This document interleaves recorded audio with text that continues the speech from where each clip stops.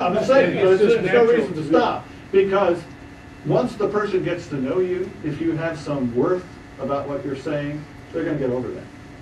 And my son, Yep. I always talked to him and told him, you know, you need to pay attention when you're talking to someone or they're talking to you. You need to give them the courtesy of looking them in the eye. And as he grew older, he did. And people made the comment that they appreciated it because a lot of young people don't. Right. I'll give you an example of why this is true. I do some consulting with expert witnesses who do expert witnessing in the court, and I also work with attorneys who are trying to get the judge or the jury or both to go along with what he's saying. And usually it's night and day. One guy does it well, the other guy doesn't. Guys being women or men, okay? And one guy will start out and he'll say something like, well, if you'll look at what this case is about, there's a number of things that we're going to talk about today, and we're looking for a favorable response on your part. That's one guy. The other guy comes in and says, Judge, and ladies and gentlemen of the jury, there are three things I want you to remember today. Guess who wins? Because he's engaged them. Now, what you see on television is not what happens in courtrooms. CSI is not what happens in crime scene investigations. That's for sure. Everybody knows that because you've been told so many times, right?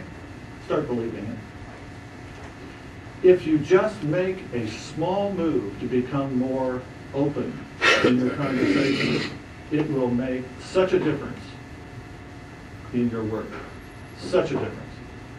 I look forward to talking with any of you individually. I'll be inviting each of you for a free hour of consultation where you can ask all the other questions you didn't want to ask in the group. You can ask them personally. Yes? I'm in sales, and I have to be extrovert. Yes. Okay. I do a lot of travel. I have a lot of windshield time. And when I travel, I listen to motivational tapes. Excellent. Do you? Do I? No, do you? I am a Wayne Dyer disciple. Everybody know who Wayne Dyer is? Yeah. Okay. I am also a Deepak Chopra disciple. I had the opportunity years ago to meet both of those gentlemen. And in fact, I started a group, it still goes. It's called the Dyer Disciples. Around the country, wherever Wayne speaks, he comes in and we take him to lunch. Yeah, you talk to Zig Ziglar. I mean, he's one of my favorite. You know, suffer from stinking thinking, need a checkup from the neck up. Right. Stuff like that. But do you create any yourself? I have. It's called The Essence of Full Voice. It's a CD. It's an interview with the lady who runs the Kansas City Small Business Monthly. She has a radio show. And one day she had me come in, and the other person for the other half hour didn't show up. So I had a whole hour with her. And she was asking me questions. Well, what if this occurs? And I was answering those questions. And after I got this tape, I said, my God, this is gold. So I went out to Digital Lagoon and I had it put on a CD, and they're available. For a price, which I'm not allowed to talk about here tonight. What's it called? Called The Essence of Full Voice. You can find it on anybody who wants a business card, I'll give you a business card. And if you call me, I'll tell you how to get it. And what's nice, you can throw it in your car and listen about what Full Voice is and decide whether it would be good for you or not. Whether or not you take the course, you will get something out of it. Anybody else? Yes. Yes. For years, I was the lead tour guide up at the Harley-Davidson plant. So we had thousands of people from all over the world. And one of the things I found, different cultures very much differ on the comfort with the eye contact. But if you are secure and comfortable, they would soon become very comfortable with it. That is true. That is true. I work with lots of folks from Punjab, which is an area in India where they're sending all the people over here and doing all the work. Deepak is one of those people. And they will talk to you like this, and it comes out like this. You kind of understand what you're saying, and they're speaking English. So all I said to Deepak one day was, slow down. So now he goes, it's a real pleasure to be with you today. Okay? And he wouldn't look at me either when I talked to him. Now he looks at everybody because he's become Americanized. They want to be assimilated. Every one of these cultures wants to be assimilated, they just don't know how to do it. They don't know how to move their culture. So the intercultural training is very important. One fellow out at Fike Industries in Blue Springs, his name is Chris Chatrathi. His people couldn't understand him when he talked. And I said, just slow down. He said, that's amazing. I said, well, if it's that amazing, you better take the whole course. So he did. So whatever. Yes, sir. As I understand what you're communicating, there are two aspects to the presentation, the mechanical and the audio. Correct. Do you find one more difficult to train than the other? I don't train audiovisual. I train people to talk about what they know and show other stuff up there. That was not your question, so ask it again. My question related more to something that created an idea in my head when you said something about full voice. Okay. Listening to something on the radio does not give you the mechanical presentation. You're listening totally to the audio. Right. The audio presentation has its impact, as well as someone in person live has a mechanical, the eye contact is a mechanical presentation. Okay.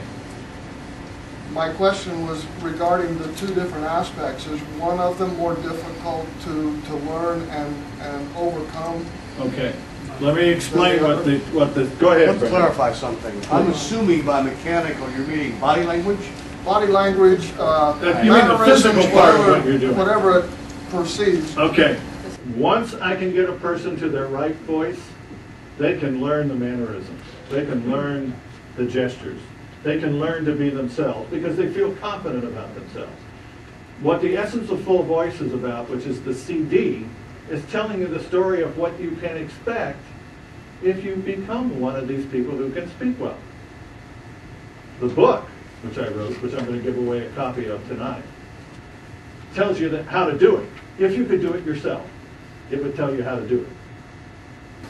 So I'm not really in error of thinking there are two aspects to the There is. to being the appropriate speaker. There is. But one feeds off of the other. Once you know you sound good, the other stuff gets better.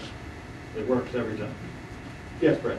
You know, Garrett, in all fairness, one of the things you might want to anchor is also the fact that confidence comes through competence. Correct.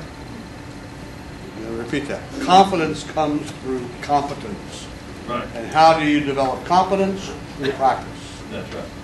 So once you find your natural voice and you become a more outgoing person and meet more people in your life, and you practice and you practice and you practice having small talk, every day that goes by you become a little bit more confident. Right.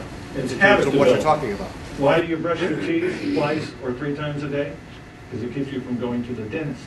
That's why we tell our kids. Well, if you practice the vocal exercises known as the disciplines of voice, trademark, you will learn how to speak better. And you'll develop a new habit of speaking. But never confuse what's written on this page with the ability to do it. Those are two different things. That's called application. Anything you learn that you can use, you must apply it. I tell people, go out and talk to, Brad and I do, go out and talk to service groups about what you do. There's 2 clients in every audience. There's 2 clients in every audience. Yes, sir. Why have so few people copied Paul Harvey? His mannerism, his speech. Because he's unique. But there was one man in Kansas City named Dave Diamond, I know who he is. and you could swear he was Paul Harvey when he was doing commercials. Correct, but it's still an imitation. I never teach people how to be Garrett Gardner or how to deliver a speech like I do. I teach them to let themselves out, but apply some basic tenets, by the way, which came from Aristotle in ancient Greece.